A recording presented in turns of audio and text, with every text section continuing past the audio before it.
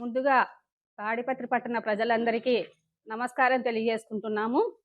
అనంత వెంకటరామరెడ్డి అన్న, మీరు చాలా డెమోక్రసీ గురించి, ప్రజాస్వామ్యం గురించి, ఫండమెంటల్ రైట్స్ గురించి మాట్లాడుతూ వచ్చారున్నా. మా మీద దాడులు చేసినప్పుడు ఆ పొద్దు మాట్లాడలేదేమన్నా? ఈ పొద్దు ఒక చదువు రాని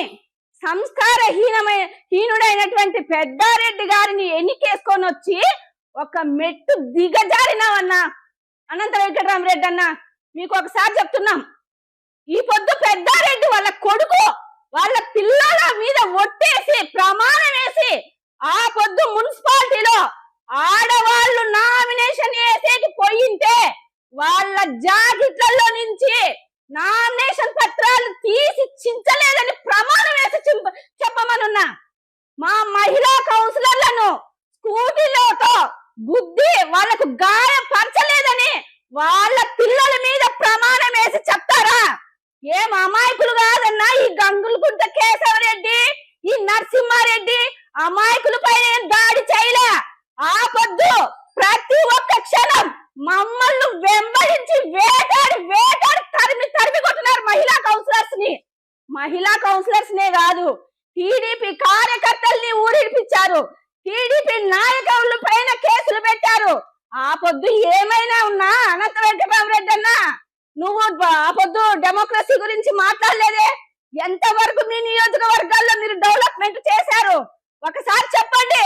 రా మా తాడిపట్టుకు ఒకసారి రా, నేను చేసిన డెవలప్మెంట్ చూసినారు కాబట్టి 30 ఏళ్ళు 40 ఏళ్ల నుంచి జేసీ ఫ్యామిలీని తాడిపత్రి ప్రజలు ఆదరిస్తూ వచ్చినారు. ఈ 30 ఏళ్లలో మహిళల పైన దాడి చేసిన కల్చర్ ఎప్పుడైనా ఉందన్నా? ఎప్పుడైనా ఉందా?